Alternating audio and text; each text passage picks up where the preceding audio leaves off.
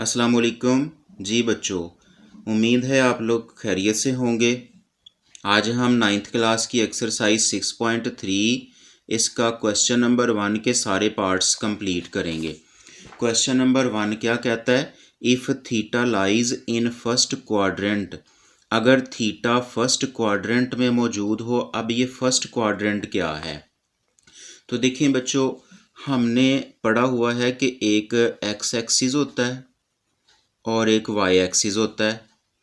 अब इसमें ये जो फर्स्ट वाला ये पार्ट है इसको हम फर्स्ट क्वाड्रेंट कहते हैं, और ये सेकंड क्वाड्रेंट होता है, और ये थर्ड क्वाड्रेंट है, और ये फोर्थ क्वाड्रेंट है। तो अब ये थीटा फर्स्ट क्वाड्रेंट में है, तो यहाँ पे अगर हम इसके एक्स एक्सिस के साथ एक ट्राइंगल एक बनाएं तो ये देखें इस तरह से, यहाँ पे ये जो थीटा है ये मौजूद होगा। अब ये आपने याद रखना है कि थीटा के सामने हमेशा परपेंडिकुलर होता है, और ये जो सबसे बड़ी लाइन होती है ये हाइपोटेनस होती है, इसके लिए हम एच लिख देंगे।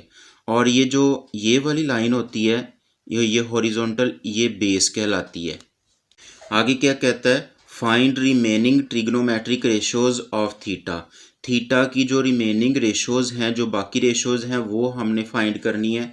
तो ये बाकी रेशोज़ क्या हैं, सबसे पहले ये हम जान लेते हैं। तो ये बच्चों देखें, जैसे मैंने अभी आपको बताया कि एक ट्राइंगल में ये लाइन परपेंडिकुलर कहलाती है, और ये हाइपोटेनस होती है, और ये बेस होती है। इसी बेस पे ये जो 6 रेशोज़ हैं ये बनी होती हैं। सबसे पहले साइन थीटा, ये परपेंडिकुलर ओवर हाइपोटेनस होता है। तो इसी के इनवर्स, इसी के उलट होता है कोसीकेंट थीटा। यानी अगर यहाँ पे परपेंडिकुलर ऊपर है और हाइपोटेनस नीचे है, तो यहाँ पे देखें हाइपोटेनस ऊपर है और परपेंडिकुलर नीचे है। इसी तरह सेकंड वाली देखें कोस थीटा है। कोस थीटा होता है बेस ओवर हाइपोटेनस, तो इसी के उलट होता है सीकेंट थीटा। यानी इसमें हाइपोटेनस ऊपर हो जाएगा और बेस नीचे। इसके बाद है टैन थीटा, इसमें परपेंडिकुलर ऊपर है और बेस नीचे है। तो कोट थीटा इसके उलट होता है, यानी इसमें बेस ऊपर और परपेंडिकुलर नीचे। तो ये आपने याद रखना है। जब आप ये रेशोज़ याद रख लेंगे तो ये क्वेश्चन बहुत इजी हैं। अब यहाँ पे देखें, ये रेशो लिखी है साइन थीटा इक्वल है 2/3। यहाँ पे रेशो अब बता देगी। अब हमने ट्राइंगल में गेस करना है कि ये जो 2 है ये क्या था। तो ये है परपेंडिकुलर, और ये नीचे जो 3 है ये हाइपोटेनस होता है। तो यानी ये परपेंडिकुलर ओवर हाइपोटेनस की रेशो में है। अब यहाँ पे देखें कि ये 2 रेशोज़ तो हैं हमारे पास, परपेंडिकुलर की वैल्यू भी है और एच की वैल्यू भी है। तो ये बेस की वैल्यू नहीं है। सबसे पहले हम ये बेस की वैल्यू फाइंड करेंगे। उसके लिए हमारे पास एक थ्योरम है जिसको हम पाइथागोरस थ्योरम कहते हैं। इसमें हाइपोटेनस एक साइड पे होता है और बाकी परपेंडिकुलर और बेस, इनको दूसरी साइड पे इनके स्क्वायर्स को प्लस कर दिया जाता है। तो यहाँ से हम बेस फाइंड कर सकते हैं। जो वैल्यूज़ हैं वो हम लिख देंगे। अब हाइपोटेनस एच यानी इसकी वैल्यू क्या है 3, इसका स्क्वायर आ जाएगा, और इसके बाद पी की वैल्यू 2 है, इसका स्क्वायर आ जाएगा, प्लस बी हमने फाइंड करना है। अब इनके स्क्वायर ओपन कर लेंगे, 3 3 ज़ार 9, और ये 2 2 ज़ार 4 हो जाएगा, प्लस बी का स्क्वायर। यहाँ से ये 4 इस तरफ जाके माइनस हो जाएगा, 9 माइनस 4 इक्वल बी का स्क्वायर। इसको फर्दर हम आगे सॉल्व करते हैं, तो ये 9 में से 4 तो 5 रह जाएगा। अब ये स्क्वायर, इसको हल करने के लिए हम इसका स्क्वायर रूट ले लेंगे, तो b इक्वल आ जाएगा √5। अब ये बेस की वैल्यू भी हमारे पास आ गई है। तो अब जो बाकी रेशोज़ हैं वो हम फाइंड कर सकते हैं। तो सबसे पहले है जी कोस थीटा। कोस थीटा होता है बेस ओवर हाइपोटेनस। अब इसमें बेस की वैल्यू क्या है, √5 है, और हाइपोटेनस की वैल्यू 3 है। तो सीकेंट इसके उलट होता है, यानी 3 ऊपर आ जाएगा और √5 नीचे आ जाएगा। इसके बाद है बच्चों टैन थीटा। तो टैन थीटा होता है परपेंडिकुलर ओवर में बेस, यानी इसमें 2/√5 आ जाएगा। तो कोट थीटा इसके उलट होता है, यानी √5 ऊपर आ जाएगा और 2 नीचे आ जाएगा। इसके बाद ये जो कोसीकेंट है ये साइन के उलट होता है। तो साइन हमारे पास था 2/3, तो कोसीकेंट हो जाएगा 3/2। क्वेश्चन नंबर 1 का सेकंड पार्ट है। अब इसमें कौन सी रेशो है, कोस थीटा है 3/4। अब कोस थीटा की रेशो को माइंड में लाएं तो ये ऊपर बेस होता है और नीचे हाइपोटेनस, यानी बेस की वैल्यू यहाँ पे 3 है और हाइपोटेनस की वैल्यू 4 आ जाती है। तो इसमें हमने परपेंडिकुलर फाइंड करना है। पैथागोरस थ्योरम हम यूज़ करते जाएंगे हर एक पार्ट में। यहाँ से थर्ड वैल्यू हम फाइंड करते जाएंगे। h की वैल्यू 4 है, इसका स्क्वायर आ जाएगा और परपेंडिकुलर हमने फाइंड करना है। बेस की वैल्यू 3 है, इसका स्क्वायर आ जाएगा। तो ये 4 4 ज़ा 16, पी स्क्वायर वैसे ही लिख देंगे और ये 3 3 ज़ा 9। अब ये 9 को इस 16 के साथ माइनस कर देंगे और माइनस करने से हमारे पास ये पी स्क्वायर इक्वल आ जाएगा, 16 में से 9 माइनस किया तो 7। अब ये इसका हम स्क्वायर रूट ले लेंगे और p इक्वल आ जाएगा √7। अब ये बाकी रेशोज़ हम यहाँ पे फाइंड कर लेंगे। p की वैल्यू हमारे पास √7 है। तो अब यहाँ पे देखें बच्चों, साइन थीटा है, साइन थीटा इक्वल होता है p/h के। तो ये हम p/h लिख लेते हैं। अब इनकी वैल्यूज़ लिख देंगे। p की वैल्यू √7 है और h की वैल्यू 4 है।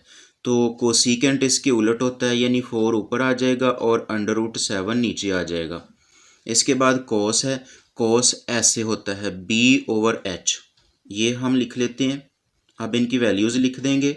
b की वैल्यू 3 है और h की वैल्यू 4 है।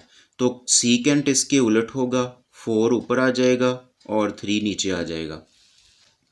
इसके बाद tan है, tan होता है p/b के, यानी परपेंडिकुलर ओवर में बेस। अब p की वैल्यू √7 है और b की वैल्यू 3 है। तो इसके बाद जो कॉट है ये इसके उलट होता है, यानी 3 ऊपर आ जाएगा और √7 नीचे आ जाएगा। क्वेश्चन नंबर 1 का थर्ड पार्ट है। इसमें tan थीटा हमें बताया गया है, तो ये इक्वल है 1/2 के। अब tan थीटा इक्वल होता है परपेंडिकुलर ओवर में बेस। तो इसमें p की वैल्यू यहाँ पे 1 होगी और b की वैल्यू 2 होगी। तो इसमें हमने h फाइंड करना है। तो हमारे पास पैथागोरस का फार्मूला है h² = p² + b²। अब इसमें h की वैल्यू पुट कर दें। h की वैल्यू हमारे पास फाइंड करनी है हमने, और p की वैल्यू 1 है, इसका स्क्वायर, b की वैल्यू 2 है, इसका स्क्वायर आ जाएगा। तो h² = 1 का स्क्वायर 1 होता है प्लस 2 का स्क्वायर 4 हो जाएगा। इनको हम प्लस कर दें तो ये 5 आ जाता है। अब इसका हम स्क्वायर रूट लेंगे। स्क्वायर रूट लेने से h इक्वल आ जाएगा √5 प्लस माइनस का। तो हमने रेशोज़ में सिर्फ प्लस की वैल्यूज़ लिखनी होती है। अब यहाँ पे साइन होता है, ये h की वैल्यू हम यहाँ पे लिख दें। साइन थीटा इक्वल होता है परपेंडिकुलर ओवर में हाइपोटेनस, यानी p/h इक्वल, अब p की वैल्यू 1 है और h की वैल्यू √5 है। कोसिकेंट इसके उलट होता है, √5 ऊपर आ जाएगा और नीचे 1 आ जाएगा। कोस थीटा में b की वैल्यू ऊपर लिखेंगे, b की वैल्यू 2 है और नीचे h की वैल्यू लिखेंगे √5। तो सीकेंट कोस के उलट होगा, यानी √5 ऊपर आ जाएगा और 2 नीचे आ जाएगा। और इसके बाद कॉट, ये tan के इन्वर्स होता है। तो tan क्या था 1/2, तो हमने कॉट में लिख देना है 2/1। क्वेश्चन नंबर 1 का पार्ट नंबर 4 है, सीकेंट थीटा = 3। अब यहाँ पे हम इसके नीचे 1 लिख देंगे। 1 लिख देंगे तो ये एक प्रॉपर रेशो बन जाएगी। और अब यहाँ पे देखें कि ये जो इसकी रेशो होती है वो होती है हाइपोटेनस ओवर बेस। इसमें h की वैल्यू 3 आ जाएगी और b की वैल्यू 1 आ जाएगी। तो यहाँ पे हमने p फाइंड करना है, तो पैथागोरस थ्योरम हम यूज़ करेंगे। इसमें h की वैल्यू 3 राइट कर देंगे, इसका स्क्वायर, p हमने फाइंड करना है, और b की वैल्यू है 1 का स्क्वायर। अब इनके स्क्वायर ओपन कर दें, 3 3 ज़ा 9, p² वैसे ही लिख देंगे, 1 का स्क्वायर 1 होता है। अब ये 1 इस तरफ जाके माइनस हो जाएगा 9 के साथ, तो p², अब ये p² = 8 आ जाएगा। 8 की हम फैक्टराइजेशन कर लेंगे। ये 4 2 ज़ार 8 और 2 2 ज़ार 4। इसमें ये जो 2 का स्क्वायर है ये रूट से कैंसिल हो जाएगा, ये ऐसे हम इसको लिख लेंगे। तो यहाँ पे ये कैंसिल हो जाएगा और ये वाला 2 रूट से बाहर आ जाएगा और अंडर रूट 2 लिख देंगे।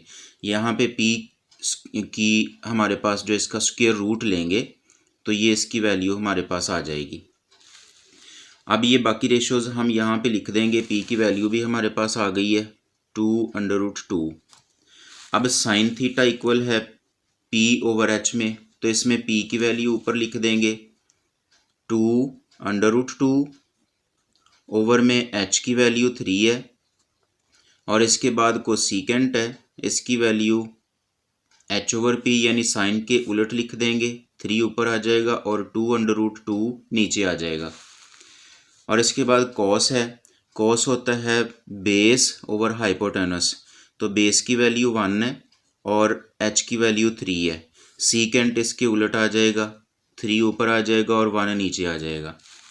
और इसके बाद tan की वैल्यू p ओवर b यानी परपेंडिकुलर, इसकी वैल्यू ऊपर लिखेंगे और b की वैल्यू नीचे लिख देंगे।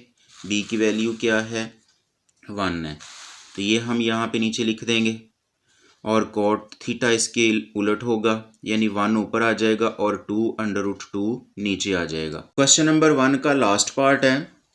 कॉट थीटा इक्वल है 3 ओवर 2 होल अंडर रूट है। सबसे पहले हम इसको सेपरेट कर लेंगे यानी 3 का अंडर रूट अलहदा कर देंगे और 2 का रूट अलहदा कर देंगे। अब ये रेशोज़ में b ओवर p के इक्वल होता है यानी इसमें b की वैल्यू आ जाती है अंडर रूट 3 और p की वैल्यू है अंडर रूट 2। अब इसमें h हमने फाइंड करना है, तो थ्योरम में हम वैल्यूज़ लगा लेंगे। h फाइंड करना है और p की वैल्यू है अंडर रूट 2 इसका स्क्वायर प्लस b है अंडर रूट 3 इसका स्क्वायर। तो यहाँ पे ये जो 2 है ये इस स्क्वायर रूट से कैंसिल हो जाएगा, 2 रह जाएगा। यहाँ पे भी ये 2 स्क्वायर रूट से कैंसिल हो गया तो ये 3 रह जाएगा। इनको अगर हम प्लस करें तो ये 5 आ जाता है। आगे स्क्वायर रूट ले लेंगे तो ये h इक्वल अंडर रूट 5 आ जाएगा। अब इनकी हम वैल्यूज़ फाइंड कर लेते हैं। साइन थीटा इक्वल होता है p ओवर h के, h की वैल्यू हमारे पास अंडर रूट 5 है, तो p ओवर h है। अब p की वैल्यू अंडर रूट 2 है, ओवर में h की वैल्यू अंडर रूट 5 है।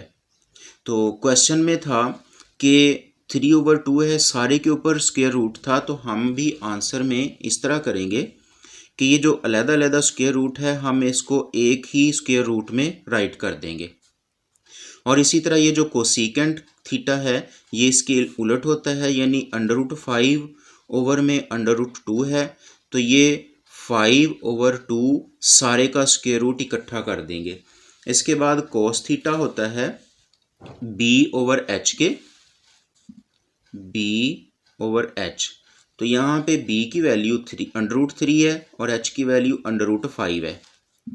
अंडर रूट 3 ओवर में अंडर रूट 5 और ये इसका हम होल स्क्वायर रूट लिख देंगे।